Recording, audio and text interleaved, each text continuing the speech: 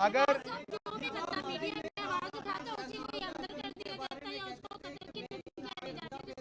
ये गलत है जी।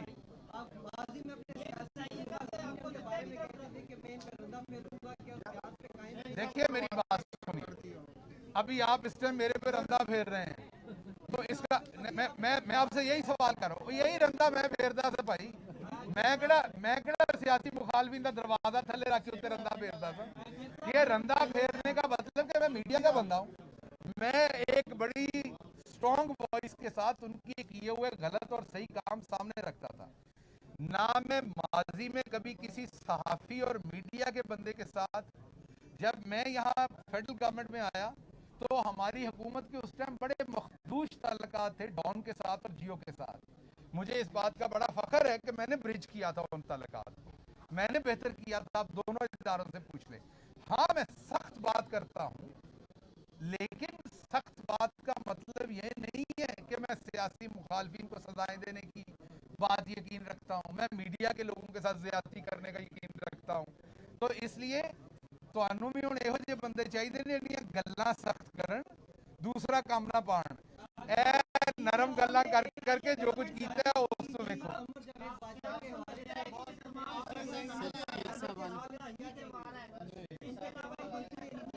देखिए राणा सनाउल्लाह, मुझे क्या लगता है वो खुद आके कहते मैं गिरफ्तारियां करवा रहा हूँ।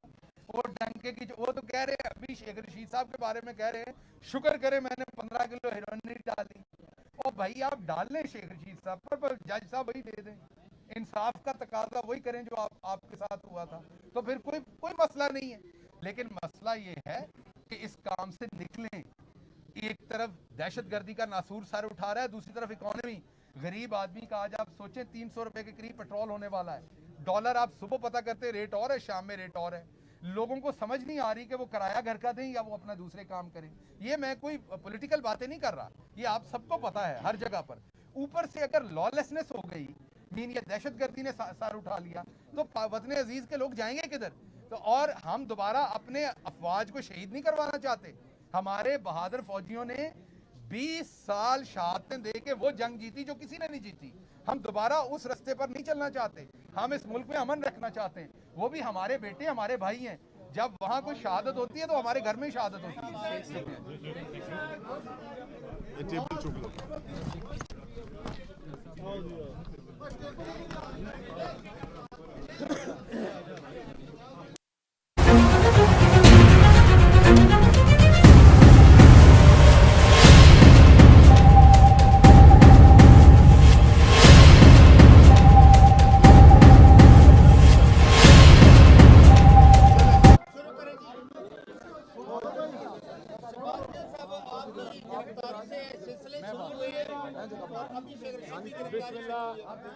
बिस्मिल्लाहिर्रहमानिर्रहीम।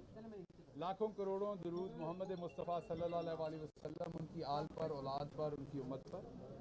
जैसे कि आप सारे यहाँ पर तशरीफ़ लाए हुए हैं, आपको पता है कि अभी से थोड़ी देर के बाद मुल्क के सीनियर तरीन सियासतदान शेख रशीद साहब उनको पेश कर रहे हैं।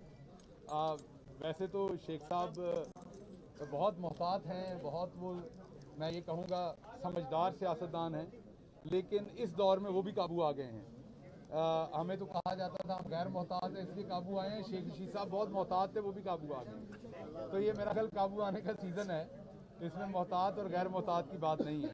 बहरहाल मेरी तो ये होगी अदालतों से, एक सेकेंड जी, मेरी तो ये होगी कि शेख रशीद साहब एक सीनियर सियासतदान हैं, उनके लिए उनकी इस मुल्क के लिए खिदमात हैं, वो एक बुज़ुर्ग हैं, उनकी सियासी मैदान में बहुत खिदमात हैं, वो पाकिस्तान के तमाम इदारों का बहुत एहतराम करते हैं, उनसे मोहब्बत करते हैं। इसलिए मैं जो जुडिशरी का इदारा है उनसे ये तवक्को करूँगा कि वो उनके तमाम प्रोफाइल को देखते हुए, उनकी एज को देखते हुए, उनकी एलिमेंट को देखते हुए वो उन्हें फौरी इंसाफ उन्हें मिलेगा और मेरी तरह उन्हें 40 दिन पाबंद सलासल नहीं रहना पड़ेगा। और इसलिए मेरी तवक्को है कि आज जब वो अदालत में पेश करे पुलिस उन्हें, तो एक तो एहतराम के साथ पेश किया जाए, धक्कम पेल ना हो, क्योंकि मैं इन राहदारियों से गुजरा हुआ हूँ। वो हथकड़ी जो आपके हाथ में लगी होती है वो जितनी खिंचती है उतनी वो टाइट होती है, तो आप शाम में जब वापस हवाला जाते हैं तो आप छिले होते हैं आपके बाजू सारे। तो ये थोड़ा सा पुलिस भी थोड़ा उनका ख्याल करे इस चीज़ को, और उनके अगर एक हाथ में हथकड़ी लगा ली जाए तो वो बेहतर है, और अगर दोनों में लगानी है तो फिर उनके लिए रास्ता थोड़ा सा बना लें, बुजुर्ग हैं वो, ताकि वो एहतराम के साथ अंदर जा सकें और उनके लिए तकलीफ का बायस ना हो। इस टाइम हमारा असल मसला दहशतगर्दी है, जिस पे हमें सबको मिलके जिससे लड़ना पड़ना है। कोई एक उससे नहीं लड़ सकता, उससे पूरी कौम को मिलकर लड़ना पड़ना है। जिस तरीके से हमारे बहादुर केपीके के पुलिस अफसरान का और हमारे जवानों का वहाँ पर जिस तरह से खून बहाया गया है, वो जब तक ये आग आपके घर से थोड़ी दूर होती है तो आपको इसकी तपश उस तरह से बदकिस्मती से महसूस नहीं होती। जब आपकी अपनी स्किन जलती है आपको तब महसूस होती है। मसलन मैं आपको इंटरेस्टिंग बात बताता हूँ कि पिछले 3-4 महीने से मेरा केस चल रहा है, जिसमें बगावत और गद्दारी की वजह से सजाए मौत और उम्र कैद का फर्द जुर्म आयद होने के चांसेस हैं। तो मैं पिछले दिनों सहाफ़ी हजरात की एक अमाद यूसुफ के लिए पोस्ट देख रहा था, तो उससे मुझे अंदाज़ा हुआ, मैंने एक हिसाब से तो ब्लेसिंग समझी कि चलो अमाद यूसुफ मेरे साथ है, कि चलो सहाफ़ी भाई शोर तो मचा रहे हैं कि इसमें सजाए मौत भी है, इसमें उम्र कैद भी है। अगर मैं कल्ला होता तो फिर तो शायद जल्दी फटी लिखी गई थी मेरी। तो इसलिए जब हमारे अपने घर को आग आती है ना, तब हम महसूस करते हैं, सहाफ़ी हों, सियासतदान हों, पुलिस वाले हों, कोई और इदारा। तो इसलिए अब ये जो दहशतगर्दी का नासूर है, इसमें हमारे अफवाज के बहादुर अफसरान और जवानों ने जिस तरीके से पिछले 20 सालों में कुर्बानियाँ दी हैं, हमारे मीडिया के लोगों ने जैसे कुर्बानियाँ दी, हमारी आम आवाम ने, हमारे वकला ने, आपको बलूचिस्तान का वाक़या याद होगा, हमारे जजेस ने जिस तरीके से कुर्बानियाँ दी, अब ये कौम दोबारा मुतहम्मल नहीं हो सकती।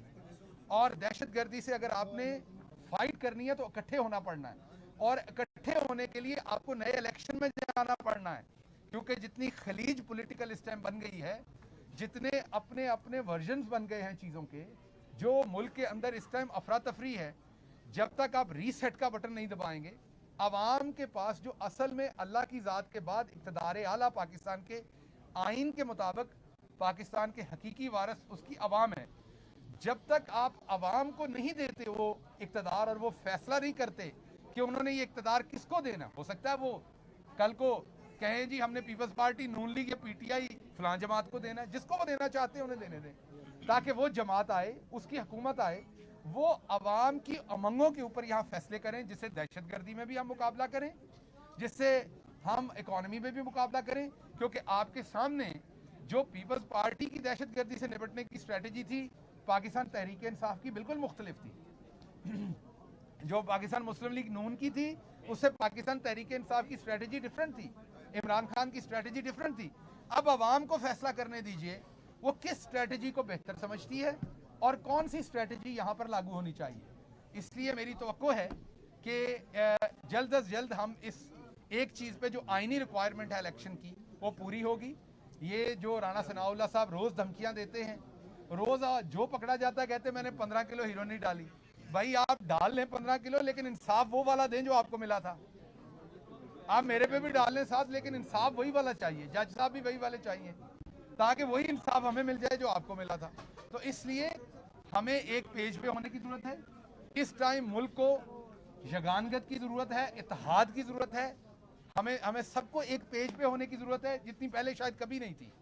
और उसका सबसे बेहतरीन हल रीसेट करने का है, ताकि दोबारा से नए सिरे से इलेक्शन हो, अवाम अपने नुमाइंदे चुने, वो नुमाइंदे अपनी पॉलिसी अपने मंशूर की शक्ल में अवाम के सामने रखे, वो कहे कि टेररिज्म को मैंने ऐसे मुकाबला करना है, इकॉनमी को मैंने ऐसे दुरुस्त करना है। हाँ, मीडिया को फेयर ग्राउंड मिलना चाहिए कि मीडिया सबका इंटरव्यू कर सके, सबसे बात कर सके।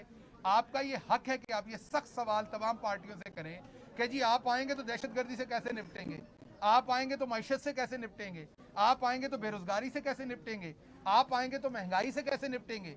तो ये मीडिया का हक है कि उन्हें ये प्लेटफॉर्म मिले कि वो तमाम बड़े लीडर्स के सामने खड़े होकर बेबाक और दबांग तरीके से ये बात पूछ सकें और वो जवाब दें, और फिर अवाम जज करे कि भाई मुझे ये वाला बंदा ठीक लग रहा है, जो इकॉनमी हो या टेररिज्म हो या मईशत हो या आपकी और कोई बेरोजगारी है, महंगाई है, उसके ऊपर इसकी पॉलिसीज ठीक है, मैंने इसको वोट करना है। वो उस पार्टी को वोट करें, और वो पार्टी कोई भी हो सकती है, मैंने पहले भी कहा, वो हुकूमत में आए और फिर अवाम के लिए फैसले करे। जब अवाम ने खुद चुना होता है ना किसी को, तो आवाम फिर उसके अच्छे बुरे तमाम फैसलों को ओन करती है। जब आपने मीडिया की आपने बात की, पाकिस्तान के मीडिया ने जानी और माली कुर्बानियां दी हैं। हमारा सबसे बड़ा एंकर अरशद शरीफ शहीद हुआ है, और क्या करें आम पाकिस्तान के लिए, अपनी गर्दनें कटवा दें? देखिए, बात यह है, मीडिया ने हमेशा, वो कोई भी दौर हो, मीडिया के ऊपर तो, क्योंकि मीडिया आवाज़ उठाता है, सवाल करता है। मीडिया, जब आप मीडिया कहते हैं ना, तो अक्सर हम एक दूसरे के साथ बेवफाई करते हैं, उस तरफ वाले और इस तरफ वाले। पॉलिटिकल पार्टीज में हम मीडिया होते हैं, सब तो ज़्यादा रगड़ा इस पासे सानू बजदा है, उस पासे तो अनु बजदा है, बिकॉज आप सवाल पूछने वाले होते हैं, हम जवाब देने वाले होते हैं। हम अक्सर दोनों ही बुरे लगते हैं, और माल पानी कोई और बना जाता है तो अनु टाइम ना तनख्वाह नहीं मिलती, तो साढ़े अरगे पल्लियों केस भुगत रहे होंगे ने। सो इसलिए जब तक हमें ये शऊर नहीं आएगा इज्तिमाई कि जो आवाज़ उठाने वाले लोग हैं वो कम अज़ कम एक दूसरे के साथ मिलें, वो एक दूसरे के दुख को समझे, एक दूसरे के दुख को बांटे। मीडिया के साथ कब ज़्यादती नहीं हुई। अरशद शरीफ का तो फिर बहुत ही एक अनहोना सानहा है, एक दिल तोड़ देने वाला, एक रूह तोड़ देने वाला सानहा है। तो मैं ये बिल्कुल, मुझे इसमें कोई शक नहीं है कि मीडिया ने बहुत ही जुल्म सहा है पाकिस्तान की 75 साल की तारीख में। और मीडिया पे सबसे बड़ा तो माशी जुल्म होता है आम सहाफ़ी पे, वक्त पे तनख्वाह नहीं मिलती, मालिक पैसा बनाता जाता है, उसको तनख्वाह नहीं देता। कैमरामैन से ये एक यहाँ माइक टूट जाए, स्टैंड टूट जाए, पता नहीं आम लोग जो घरों में बैठे उनको नहीं पता। और ये जिस तरह का एनवायरनमेंट, यहाँ चीज़ें टूटती हैं, गुम होती हैं, तो वो जाके जवाब दे, उसकी तनख्वाह से कटना है, उसके ब्यूरो चीफ ने उसको एक्सप्लेनेशन कॉल दे देनी है। तो मीडिया का, इमरान रियाज का मैं पहले कह चुका हूँ, पहले मैं उधर मीडिया से बात की, मैं अभी दोबारा कहता हूँ कि अगर मीडिया के किसी दोस्त से इख्तलाफ है तो उससे बातचीत करें, उसके ब्यूरो चीफ से बात करें, उसके न्यूज़ डायरेक्टर से बात करें, उसका जो हेड है इदारे का, उससे बात करें, उसको बैठ के अपना नैरेटिव दें, उसका नैरेटिव लें, बातचीत से इस मसले को हल करें, ना कि मुकदमात हो और गिरफ्तारियां हो। इससे उमूमी तौर पर हमारा आज़ादी मीडिया का तासर मुल्क वतन अजीज़ का अच्छा नहीं जाता। तो ये अच्छी रवश नहीं है। ये इम्पोर्टेड हुकूमत जो राना सनाउल्लाह जो कुछ कर रहा है ये दुरुस्त नहीं है। इनको याद रखना चाहिए कि जब ये खुद अपोजिशन में थे तो ये आज़ादी इज़हार राय के कितने बड़े दाई थे। तो अभी ये वही सहाफ़ी हैं, वही पाकिस्तान है, वही कैमरे हैं, वही सवाल हैं, वही जवाब है, उसी तरह के सवाल हैं, कोई मुख्तलिफ सवाल नहीं है। अगर जो भी बंदा मीडिया में आवाज उठाता है उसी को अंदर कर दिया जाता है या उसको कत्ल की धमकियां दी जाती है, इस बारे में ये गलत है जी।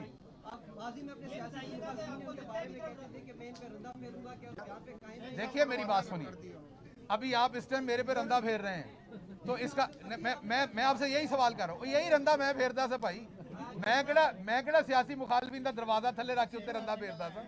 ये रंदा फेरने का मतलब कि मैं मीडिया का बंदा हूँ, मैं एक बड़ी स्ट्रॉन्ग वॉइस के साथ उनके किए हुए गलत और सही काम सामने रखता था। ना मैं माजी में कभी किसी सहाफ़ी और मीडिया के बंदे के साथ, जब मैं यहाँ फेडरल गवर्नमेंट में आया तो हमारी हुकूमत के उस टाइम बड़े मखदूश तल्लुकात थे डॉन के साथ और जियो के साथ। मुझे इस बात का बड़ा फ़ख्र है कि मैंने ब्रिज किया था उन तल्लुकात को, मैंने बेहतर किया था, आप दोनों इदारों से पूछ लें। हाँ, मैं सख्त बात करता हूँ, लेकिन सख्त बात का मतलब ये नहीं है कि मैं सियासी मुखालफिन को सजाएं देने की बात यकीन रखता हूँ, मैं मीडिया के लोगों के साथ ज़्यादती करने का यकीन रखता हूँ।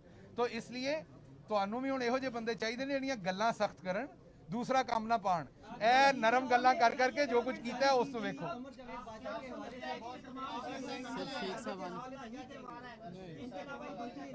देखिए, राणा सनाउल्लाह, मुझे क्या लगता है वो खुद आके कहते हैं मैं गिरफ्तारियां करवा रहा हूँ, वो डंके की, वो तो कह रहे हैं अभी शेख रशीद साहब के बारे में कह रहे हैं शुक्र करें मैंने 15 किलो हेरोइन नहीं डाली। और भाई आप डाल लें शेख रशीद साहब पर जज साहब वही दे दें, इंसाफ का तकाजा वही करें जो आपके साथ हुआ था, तो फिर कोई मसला नहीं है। लेकिन मसला ये है कि इस काम से निकलें। एक तरफ दहशतगर्दी का नासूर सर उठा रहा है, दूसरी तरफ इकोनॉमी, गरीब आदमी का आज आप सोचें 300 रुपए के करीब पेट्रोल होने वाला है, डॉलर आप सुबह पता करते रेट और है, शाम में रेट और है। लोगों को समझ नहीं आ रही कि वो किराया घर का दें या वो अपना दूसरे काम करें। ये मैं कोई पॉलिटिकल बातें नहीं कर रहा, ये आप सबको पता है हर जगह पर। ऊपर से अगर लॉलेसनेस हो गई, मीन ये दहशतगर्दी ने सर उठा लिया, तो वतन अजीज के लोग जाएंगे किधर। तो और हम दोबारा अपने अफवाज को शहीद नहीं करवाना चाहते। हमारे बहादुर फौजियों ने 20 साल शहादतें दे के वो जंग जीती जो किसी ने नहीं जीती। हम दोबारा उस रास्ते पर नहीं चलना चाहते, हम इस मुल्क में अमन रखना चाहते हैं। वो भी हमारे बेटे हमारे भाई हैं, जब वहाँ कोई शहादत होती है तो हमारे घर में ही शहादत होती है।